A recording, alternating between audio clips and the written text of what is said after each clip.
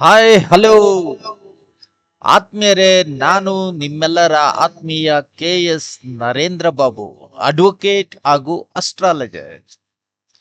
ಇದು ನಿಮ್ಮ ಪ್ರೀತಿಯ ಯೂಟ್ಯೂಬ್ ಚಾನೆಲ್ ಆಸ್ಟ್ರೋ ಜಸ್ಟಿಸ್ 23. ನೋಡಿ, ಈ ಚಾನೆಲ್ ಮೂಲಕ ಭಾರತೀಯ ಸಂಸ್ಕೃತಿ, ಪರಂಪರೆ, ಧಾರ್ಮಿಕತೆ, ಆಚಾರ ವಿಚಾರ, ಪೂಜಾ ವಿಧಾನ, ದೇವಾಲಯಗಳ ಇತಿಹಾಸ, ಯಾತ್ರಾ ಸ್ಥಳಗಳ ಮಹಿಮೆ, ಜ್ಯೋತಿಷ್ಯ, ನ್ಯೂಮೆರಾಲಜಿ ಹಾಗೂ ಪಾಮಿಸ್ಟ್ರಿ ಮೊದಲಾದ ವಿಷಯಗಳನ್ನು ಕುರಿತಂತೆ ಅನೇಕ ವಿಡಿಯೋಗಳನ್ನು ನಿಮ್ಮ ಮುಂದೆ ತಂದಿದ್ದೇನೆ. ಆತ್ಮೀಯರೇ, ಮರದ ಬೇರು ಗಟ್ಟಿಯಾಗಿದ್ದರೆ ಮರ ಬಿರುಗಾಳಿಗೂ ಬಗ್ಗುವುದಿಲ್ಲ ಎಂಬ ಜನಪದ ನುಡಿದಂತೆ ನಮ್ಮ ಸಂಸ್ಕೃತಿ ಹಾಗೂ ಪರಂಪರೆಯ ಬೇರುಗಳನ್ನು ತಿಳಿದುಕೊಳ್ಳುವುದು ಪ್ರತಿಯೊಬ್ಬ ಭಾರತೀಯನ ಕರ್ತವ್ಯವಾಗಿದೆ. ನನ್ನ ಹಿಂದಿನ ಎಲ್ಲ ವಿಡಿಯೋಗಳಿಗೂ ನೀವು ನೀಡಿದ ಪ್ರೀತಿ, ಆಶೀರ್ವಾದ, ಪ್ರೋತ್ಸಾಹ ಮತ್ತು ಬೆಂಬಲಕ್ಕೆ ನಾನು ಹೃತ್ಪೂರ್ವಕವಾಗಿ ಕೃತಜ್ಞನಾಗಿದ್ದೇನೆ. ನಿಮ್ಮ ಸಬ್ಸ್ಕ್ರಿಪ್ಷನ್, ಲೈಕ್, ಕಾಮೆಂಟ್ ಮತ್ತು ಶೇರ್ಗಳೇ ನನಗೆ ಮತ್ತಷ್ಟು ಉತ್ತಮವಾದ ವಿಷಯಗಳನ್ನು ನಿಮ್ಮ ಮುಂದೆ ತರಲು ಪ್ರೇರಣೆ ನೀಡಿವೆ. ಆತ್ಮೀಯರೇ, ಈವರೆಗೂ ನಾನು ಕುಜದೋಷ, ಮಂಗಳದೋಷ, ಪಿತೃದೋಷ, ನಾಗದೋಷ, ಕಾಲ ಸರ್ಪಯೋಗ, 7.5 ಶನಿ, ಪಂಚಮ ಶನಿ, ಅಷ್ಟಮ ಶನಿ ಮೊದಲಾದ ವಿಷಯಗಳ ಕುರಿತಂತೆ ಅನೇಕ ಸಂಶೋಧನೆಗಳನ್ನು ಮಾಡಿ ಸಂಪೂರ್ಣ ಮಾಹಿತಿನ ನಿಮ್ಮ ಮುಂದೆ ಇಟ್ಟಿದ್ದೇನೆ. ನಿಮ್ಮಲ್ಲಿ ಅನೇಕರು ನನಗೆ ವೈಯಕ್ತಿಕವಾಗಿ ಕಾಲ್ ಮಾಡಿದ್ದಾರೆ. ಕೆಲವರು ವೈಯಕ್ತಿಕವಾಗಿ ಇಲ್ಲಿಗೆ ಬಂದು ನನ್ನನ್ನು ಭೇಟಿ ಮಾಡಿದ್ದಾರೆ. ಕೆಲವರು ನನಗೆ ಯಂತ್ರ ಮಾಡಿಕೊಡಿ, ನನಗೆ ಉಂಗುರ ಸಜೆಸ್ಟ್ ಮಾಡಿ, ನನಗೆ ಮೊಬೈಲ್ ನಂಬರನ್ನು ಸಜೆಸ್ಟ್ ಮಾಡಿ ಅಂತ ಕೂಡ ಕೇಳಿದ್ದಾರೆ. ನಿಮ್ಮೆಲ್ಲ ಈ ರೀತಿಯ ಒಂದು ಕಾಮೆಂಟ್ಸ್ ಮತ್ತೆ ಈ ಪ್ರೋತ್ಸಾಹದಿಂದ ನಾನು ಇನ್ನಷ್ಟು ಪ್ರೋತ್ಸಾಹಿತನಾಗಿದ್ದೇನೆ. ನೋಡಿ, ಇದೇ ರೀತಿ ಇಂದು ನಾವು ಒಂದು ಅದ್ಭುತವಾದ ಆಧ್ಯಾತ್ಮಿಕ ಯಾತ್ರೆಗೆ ಹೊರಡುತ್ತಿದ್ದೇವೆ. ಈ ಯಾತ್ರೆ ಸಾಮಾನ್ಯ ಪ್ರವಾಸ ಅಲ್ಲ. ಇದು ದೇವಭೂಮಿ ಹಿಮಾಲಯದ ಮಡಿಲಿನಲ್ಲಿರುವ ಪವಿತ್ರ ಕ್ಷೇತ್ರಗಳು, ದೇವಾಲಯಗಳು, ನದಿಗಳು ಮತ್ತು ಸನಾತನ ಸಂಸ್ಕೃತಿಯ ಜೀವಂತ ಕಥೆಗಳ ಪರಿಚಯ ಆಗಿದೆ. ಆತ್ಮೀಯರೇ, ಗಂಗೆ ಸ್ನಾನದಿಂದ ದೇಹ ಶುದ್ಧ ಆದರೆ ತೀರ್ಥಯಾತ್ರೆಯಿಂದ ಮನಸ್ಸು ಶುದ್ಧವಾಗುತ್ತದೆ ಎಂಬ ಲೋಕೋಕ್ತಿ ಇದೆ. ಹಿಮಾಲಯವನ್ನು ಕೇವಲ ಪರ್ವತ ಅಂತ ಕರೆಯಲು ಸಾಧ್ಯವೇ ಇಲ್ಲ. ಅದು ಋಷಿಗಳ ತಪೋಭೂಮಿ, ದೇವತೆಗಳ ವಾಸಸ್ಥಾನ, ಯೋಗಿಗಳ ಸಾಧನಾ ಕ್ಷೇತ್ರ ಮತ್ತು ಭಾರತದ ಆತ್ಮ ಸ್ವರೂಪ ಆಗಿದೆ. ಹಿಮಾಲಯಂ ಸಮಾರಭ್ಯಂ ಯಾವದಿಂದು ಸರೋವರಂ ತಂ ದೇವ ನಿರ್ಮಿತಂ ದೇಶಂ ಹಿಂದೂಸ್ಥಾನಂ ಪ್ರಚಕ್ಷತೆ ಎಂಬ ಸುಭಾಷಿತದಂತೆ ಹಿಮಾಲಯದಿಂದ ಹಿಂದೂ ಮಹಾಸಾಗರವರೆಗೂ ವ್ಯಾಪಿಸಿರುವ ಈ ಭೂಮಿ ದೇವರು ನಿರ್ಮಿಸಿದ ಪುಣ್ಯ ಭೂಮಿ ಎಂದು ಕೀರ್ತಿಸಲ್ಪಟ್ಟಿದೆ. ಆತ್ಮೀಯರೇ, ಇಂದು ನಾವು ಸುಮಾರು 1 ಗಂಟೆಯ ಕಾಲ ಈ ವಿಶೇಷ ಕಾರ್ಯಕ್ರಮದಲ್ಲಿ ಹಿಮಾಲಯ ತಪ್ಪಲಿನಲ್ಲಿರುವ ಪ್ರಮುಖ ದೇವಾಲಯಗಳು, ಯಾತ್ರಾ ಸ್ಥಳಗಳು, ನದಿಗಳು, ಅವುಗಳ ಉಗಮ, ಹರಿವು, ಮಹತ್ವ, ಪುರಾಣ ಕಥೆ, ಐತಿಹಾಸಿಕ ಹಿನ್ನೆಲೆ, ಆಚರಣೆಗಳು, ಪೂಜಾ ವಿಧಾನಗಳು ಹಾಗೂ ಆಧ್ಯಾತ್ಮಿಕ ವೈಶಿಷ್ಟ್ಯತೆಗಳ ಬಗ್ಗೆ ವಿವರವಾಗಿ ತಿಳಿದುಕೊಳ್ಳೋಣ. ಹಿಮಾಲಯ ದೇವರ ನಿವಾಸ. ಬೆಟ್ಟ ದೊಡ್ಡದಾದಷ್ಟು ನೆರಳು ದೊಡ್ಡದು ಎಂಬ ಗಾದೆ ಇದೆ. ಹಿಮಾಲಯದ ಮಹತ್ವವನ್ನು ಎಷ್ಟು ವರ್ಣಿಸಿದರೂ ಕಡಿಮೆಯೇ. ಪುರಾಣಗಳ ಪ್ರಕಾರ ಹಿಮವಂತನು ಪಾರ್ವತೀ ದೇವಿಯ ತಂದೆ. ಆದ್ದರಿಂದ ಹಿಮಾಲಯವನ್ನು ದೇವತೆಗಳ ಮನೆ ಎಂದು ಕರೆಯಲಾಗುತ್ತದೆ. ಸ್ಕಂದ ಪುರಾಣದಲ್ಲಿ ಹಿಮಾಲಯವನ್ನು ದೇವತಾತ್ಮ ಹಿಮಾಲಯ ಅಂತ ವರ್ಣಿಸಿದ್ದಾರೆ. ಅಂದರೆ ಹಿಮಾಲಯ ಕೇವಲ ಪರ್ವತವಲ್ಲ, ಅದು ದೈವಿಕ ಆತ್ಮವೊಂದು ಹೊಂದಿರುವ ಪವಿತ್ರ ಕ್ಷೇತ್ರ. ಗಂಗೋತ್ರಿ, ಗಂಗಾ ಮಾತೆಯ ಅವತರಣ. ನೀರು ಜೀವನದ ಮೂಲ ಎಂಬುದು ಎಲ್ಲರಿಗೂ ತಿಳಿದ ಸತ್ಯ. ಆದರೆ ಗಂಗೆಯು ಕೇವಲ ನದಿಯಲ್ಲ, ಅದು ಭಾರತೀಯ ಸಂಸ್ಕೃತಿಯ ಜೀವನಾಡಿ. ಭಗೀರಥನು ತನ್ನ ಪೂರ್ವಜರ ಮೋಕ್ಷಕ್ಕಾಗಿ ಸಾವಿರಾರು ವರ್ಷ ಕಾಲ ತಪಸ್ಸು ಮಾಡಿದನು. ಅವನ ಭಕ್ತಿಗೆ ಮೆಚ್ಚಿದ ಬ್ರಹ್ಮದೇವನು ಗಂಗೆಯನ್ನು ಭೂಲೋಕಕ್ಕೆ ಕಳುಹಿಸಲು ಒಪ್ಪಿದನು. ಆದರೆ ಗಂಗೆಯ ವೇಗವನ್ನು ಭೂಮಿ ತಡೆದುಕೊಳ್ಳಲು ಸಾಧ್ಯ ಇರಲಿಲ್ಲ. ಆಗ ಶಿವನು ತನ್ನ ಜಟೆಯಲ್ಲಿ ಗಂಗೆಯನ್ನು ಹಿಡಿದು ನಂತರ ನಿಧಾನವಾಗಿ ಭೂಲೋಕಕ್ಕೆ ಹರಿಯುವಂತೆ ಮಾಡಿದನು. ಇದೇ ಗಂಗಾವತರಣ ಎಂದು ಕರೆಯುತ್ತಾರೆ. ಗಂಗೋತ್ರಿಯ ಸಮೀಪದ ಗೋಮುಖ ಎಂಬ ಹಿಮ ನದಿಯಿಂದ ಭಗೀರಥಿ ನದಿ ಉಗಮ ಆಗುತ್ತದೆ. ಆತ್ಮೀಯರೇ, ಯಮನೋತ್ರಿ ಯಮುನಾದೇವಿಯ ಪವಿತ್ರ ಕ್ಷೇತ್ರ. ಅಣ್ಣ ತಂಗಿಯ ಪ್ರೀತಿ ಅಮೂಲ್ಯ ಎಂಬ ಮಾತಿಗೆ ಯಮುನಾದೇವಿಯ ಕಥೆಯೇ ಉದಾಹರಣೆ. ಯಮುನಾ ಸೂರ್ಯದೇವನ ಪುತ್ರಿ ಹಾಗೂ ಯಮನ ಸಹೋದರಿ. ಪುರಾಣಗಳ ಪ್ರಕಾರ ಯಮುನೆಯಲ್ಲಿ ಸ್ನಾನ ಮಾಡಿದವರಿಗೆ ಯಮಲೋಕದ ಭಯ ಕಡಿಮೆಯಾಗುತ್ತದೆ ಅಂತ ನಂಬಲಾಗುತ್ತದೆ. ಯಮನೋತ್ರಿಯಲ್ಲಿ ಇರುವ ಉಷ್ಣ ಜಲ ಬುಗ್ಗೆಗಳು ಪ್ರಕೃತಿಯ ಅದ್ಭುತ ಆಗಿವೆ.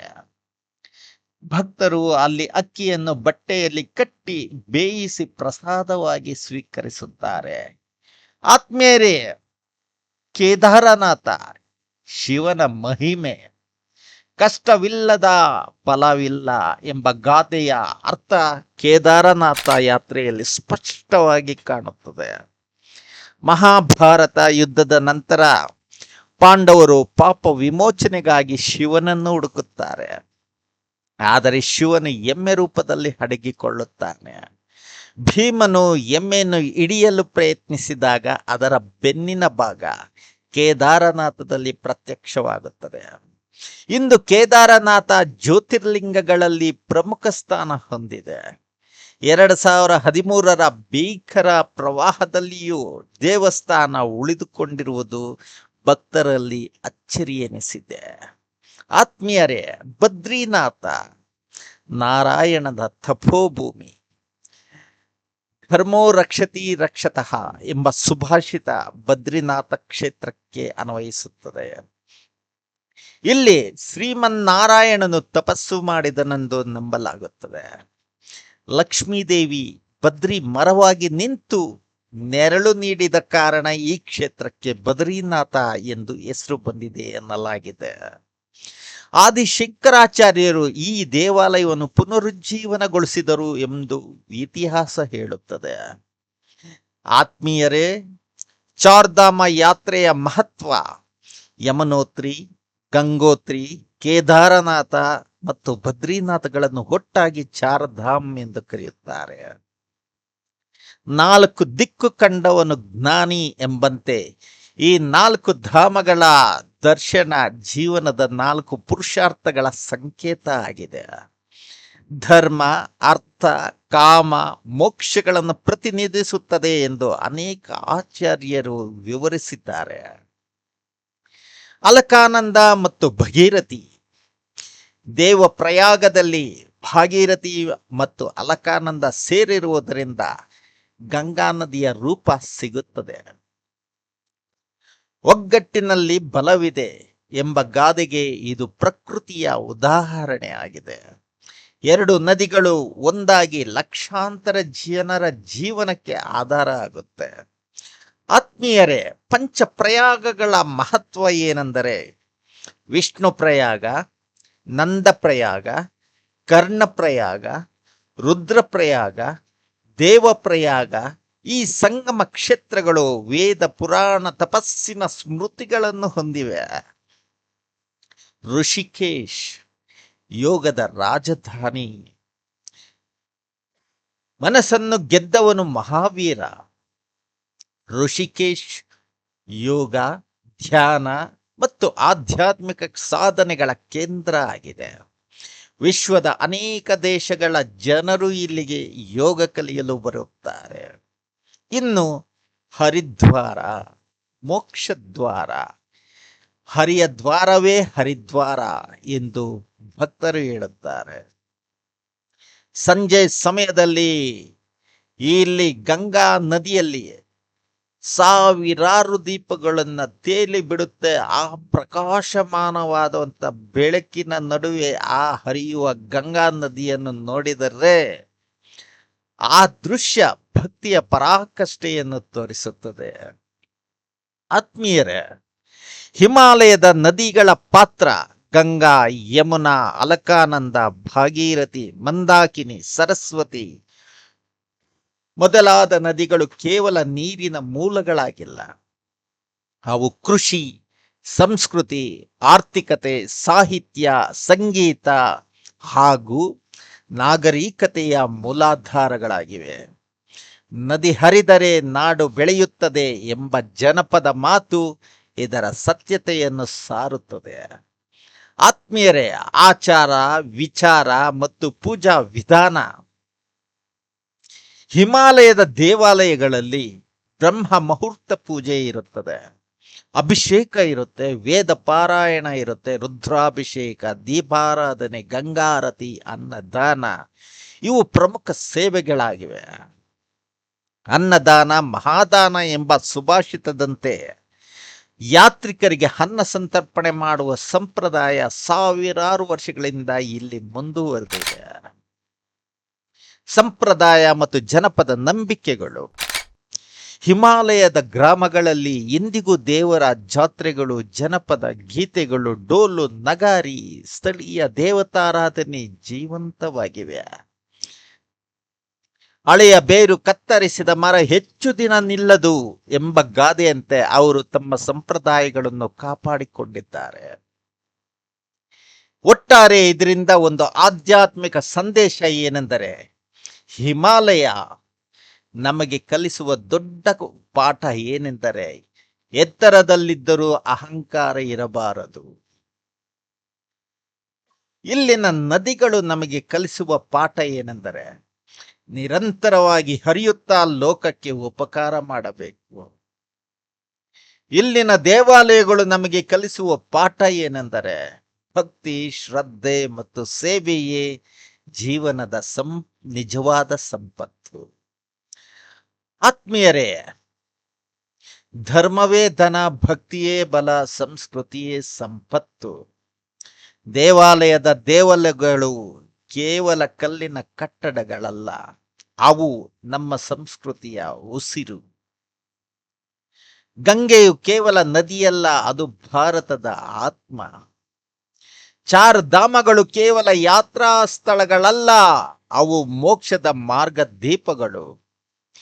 ಈ ಮಾಹಿತಿ ನಿಮಗೆ ಉಪಯುಕ್ತ ಅನಿಸಿದರೆ ನಮ್ಮ ಆಸ್ಟ್ರೋ ಚಾನಲ್ 23 ಚಾನಲ್ ಅನ್ನು ಸಬ್ಸ್ಕ್ರೈಬ್ ಮಾಡಿ, ಲೈಕ್ ಮಾಡಿ, ಶೇರ್ ಮಾಡಿ ಮತ್ತು ನಿಮ್ಮ ಸ್ನೇಹಿತರು ಹಾಗೂ ಕುಟುಂಬದವರಿಗೆ ತಲುಪಿಸಿ, ಅವರಿಗೂ ಸಬ್ಸ್ಕ್ರೈಬ್ ಮಾಡಲು ತಿಳಿಸಿ. ನಾನು ನಿಮ್ಮೆಲ್ಲರ ಆತ್ಮೀಯ KS ನರೇಂದ್ರ ಬಾಬು, ಅಡ್ವೊಕೇಟ್ ಹಾಗೂ ಅಸ್ಟ್ರಾಲಜರ್.